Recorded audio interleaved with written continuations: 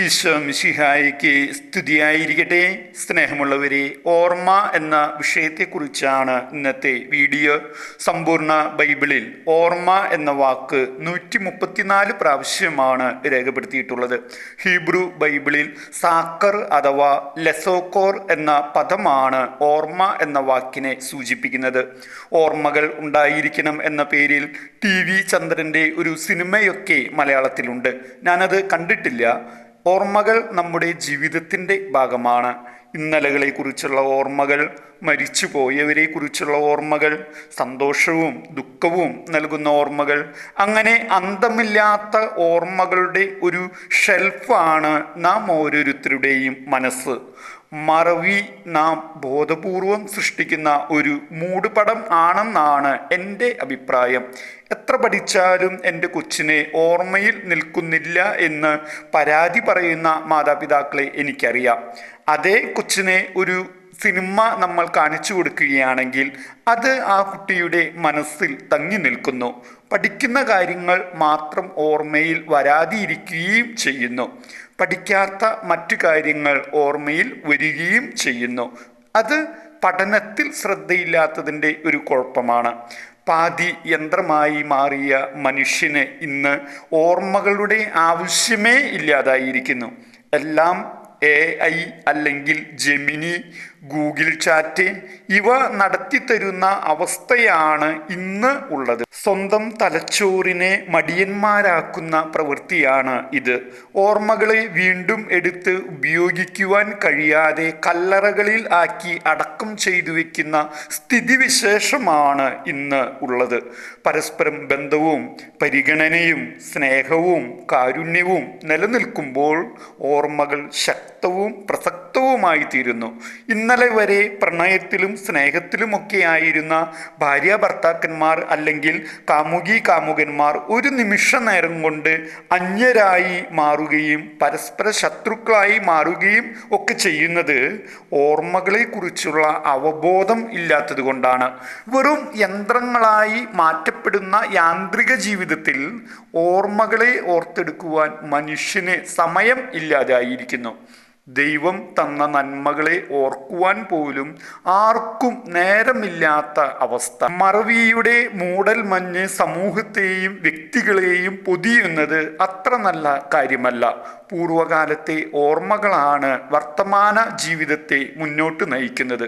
നിങ്ങൾ ബലം പ്രയോഗിച്ച് ഓർമ്മകളെ മറവിയുടെ കടലിലേക്ക് എടുത്തെറിഞ്ഞാലും അവ നിങ്ങളെ തേടിയെത്തുന്ന കാലം വരിക തന്നെ ചെയ്യും. കഴിഞ്ഞ മാസം ഒരു ദിവസം രാവിലെ എൻ്റെ മൊബൈൽ ഫോണിൽ ഒരു അജ്ഞാത കോൾ. മൊബൈലിൽ വിളിച്ച ആളുടെ നമ്പർ സേവ് അല്ല. കോതമംഗലത്തുനിന്ന ഫോണിൻ്റെ മറുതലയ്ക്കൽ ഉള്ള ആൾ. കർത്താവേ, ഇന്നേ വരെയും വിളിക്കാത്ത ബന്ധുക്കൾ വല്ലവരും ആയിരിക്കുമോ? വല്ല മരണവാർത്ത പറയുവാനായിരിക്കും. ഞാൻ മനസ്സിൽ ഓർത്തു, സിജോയ്ക്ക് എന്നെ മനസ്സിലായില്ലേ? സിജോയി എന്ന് അപൂർവം ചില ആളുകളെ എന്നെ വിളിക്കാറുള്ളൂ. സോറി, ഞാൻ ഓർത്തില്ല സാറേ. എന്താ വിളിച്ചത്? മോളുടെ മാരേജാണ്, എന്തായാലും വരണം. പ്രിയമുള്ളവരെ, അത് കേട്ടപ്പോൾ എനിക്ക് ഒത്തിരി സന്തോഷമായി. നെല്ലിമറ്റത്തുള്ള ഒരു റിട്ടയർഡ് പ്രൊഫസറാണ് അദ്ദേഹം. കോതമംഗലത്തെ പ്രമുഖ കോളേജിൽ അധ്യാപകനായിരുന്നു. 2002 കോളേജ് കലോത്സവത്തിന് ഒരു കോളേജിൻ്റെ മൂകാഭിനയ കുട്ടികളുടെ കൂടെ എന്നെ കണ്ടത് ആണ് ആ സാറ്. ഞാൻ എൻ്റെ കുട്ടികളുടെ റിഹേഴ്സൽ ഓപ്പൺ ഗ്രൗണ്ടിൽ നടത്തുമ്പോൾ പുള്ളിക്കാരൻ അതുവഴി കടന്നുപോയപ്പോൾ എന്നെ കണ്ട് പരിചയപ്പെട്ടതാണ്. അന്ന് സാറിൻ്റെ കൂടെ ഉണ്ടായിരുന്ന മോളുടെ വിവാഹമാണ് ഇപ്പോൾ. അന്ന് സാറിൻ്റെ വീട്ടിൽ ഫോൺ നമ്പർ എനിക്ക് തരികയുണ്ടായി. നെല്ലിമറ്റത്താണ് വീട്. അന്ന് എൻ്റെ വീട്ടിൽ ഫോണില്ല, മൊബൈലുമില്ല. ആ നമ്പർ ഞാൻ എൻ്റെ ഡയറിയിൽ കുറിച്ചു വെച്ചു.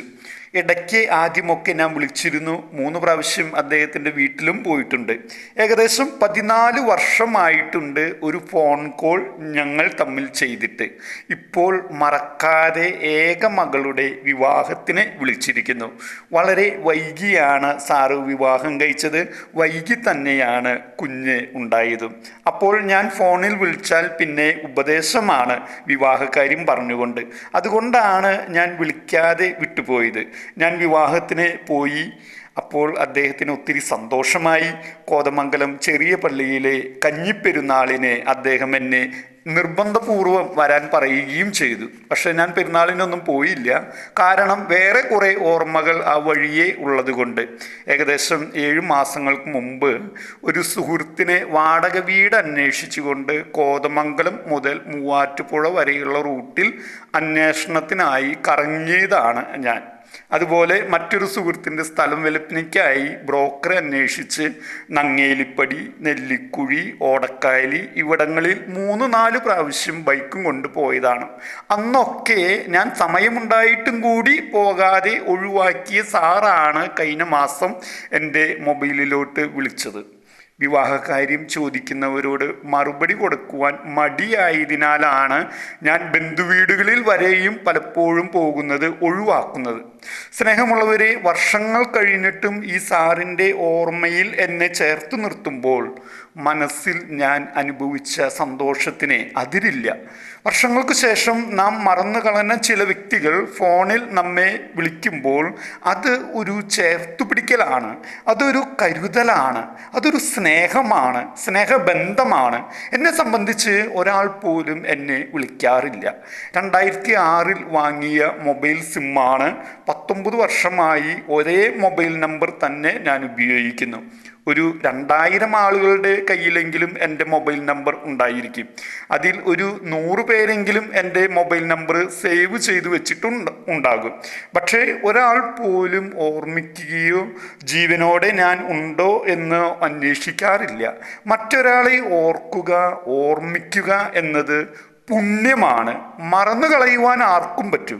പക്ഷേ ഓർക്കുക, ഓർമ്മയിൽ സൂക്ഷിക്കുക, അത് ഹൃദയമുള്ളവർക്ക് മാത്രമേ സാധിക്കുകയുള്ളൂ. നല്ലൊരു മനസ്സ് ഉണ്ടായിരിക്കുക എന്നതാണ് അതിനായി ആദ്യമേ വേണ്ടത്.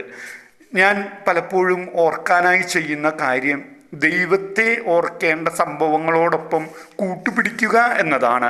കർത്താവെ, ഞാൻ നാഗപ്പുഴ പള്ളിയിൽ മാതാവിൻ്റെ രൂപത്തിന് മുമ്പിൽ മെഴുകുതിരി കത്തിച്ച് പ്രാർത്ഥിച്ചത് നീ ഓർക്കാറുണ്ടോ? കർത്താവെ, ഈരാറ്റുപേട്ട പള്ളിയുടെ മുന്നിലെ മെഴുകുതിരി സ്റ്റാൻഡിൽ ആ പൊരി വെയിലത്ത് നിന്ന് മെഴുകുതിരി കത്തിച്ച് പ്രാർത്ഥിച്ചത് നീ ഓർക്കാറുണ്ടോ? കർത്താവെ, വല്യച്ചൻ മലയുടെ വലിയ കുരിശിന് ചുവട്ടിൽ നിന്ന് നിന്നെ കെട്ടിപ്പിടിച്ചത് ഓർക്കാറുണ്ടോ? കർത്താവെ, തുമ്പച്ചി കുരിശുമല മുകളിൽ വീശിയടിച്ച കാറ്റത്ത് കുരിശിനെ ചുംബിച്ചത് നീ ഓർക്കാറുണ്ടോ? കർത്താവെ, മലയാറ്റൂർ മലമുകളിൽ ഞാൻ വന്നത് ഓർക്കുന്നുണ്ടോ? കർത്താവെ, കനകമല കുരിശുമലയിൽ ഞാൻ വന്നത് ഓർക്കുന്നുണ്ടോ? നിന്നോടൊത്ത് ഞാൻ എത്രയെത്ര തീർത്ഥാടനങ്ങൾ നടത്തി. ഇത്രയൊക്കെ പ്രാർത്ഥിച്ചിട്ടും നീ എന്നെ മറന്നുപോയോ പ്രിയ കർത്താവേ? എല്ലാ ഓർമ്മകൾക്കും മീതെ കുരിശടയാളം ഇട്ട് മുദ്ര ചെയ്യുവാൻ കഴിഞ്ഞാൽ അവ മരണം വരെയും നമ്മുടെ ഓർമ്മകളിൽ തങ്ങി നിൽക്കുക തന്നെ ചെയ്യും.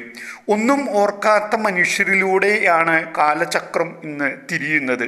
ആർക്കും ആരെയും ഓർക്കാൻ നേരമില്ലാതായിരിക്കുന്നു. ഓർമ്മകളെ മറവിയുടെ ശവപ്പെട്ടിയിൽ അടക്കം ചെയ്യുന്ന മനുഷ്യർ വർത്തമാനകാലത്തിൽ ആ ശവക്കുഴിക്ക് മീതെ പൂച്ചെടികൾ നട്ടുപിടിപ്പിച്ചേക്കാം. ഓർത്തുകൊള്ളുക, ആ ചെടികളിൽ വിരിയുന്ന പൂക്കൾ പോലും നിങ്ങളുടെ ഇന്നത്തെ ഓർമ്മകൾക്കുള്ള ആദരാഞ്ജലികളായി മാറുമെന്ന്. നമുക്ക് നമ്മുടെ ഓർമ്മകളെ തിരിച്ചെടുക്കാം. തള്ളിക്കളഞ്ഞ മനുഷ്യരെയും ആട്ടിയോടിക്കപ്പെട്ട മനുഷ്യരെയും അവഗണിക്കപ്പെട്ട മനുഷ്യരെയും സ്നേഹത്തോടെ ചേർത്ത് പിടിക്കാം. സർവ്വജീവജാലങ്ങൾക്കും ഇന്നലെയെക്കുറിച്ചുള്ള ഓർമ്മകൾ ഉണ്ട്. ഓർമ്മ അവഗണിക്കപ്പെടേണ്ട ഒരു വികാരം അല്ല, മറിച്ച് ഭാവിയെ മുന്നോട്ട് നയിക്കേണ്ട ഉത്തേജകങ്ങളായി പ്രവർത്തിക്കപ്പെടേണ്ടത് ഉണ്ട്.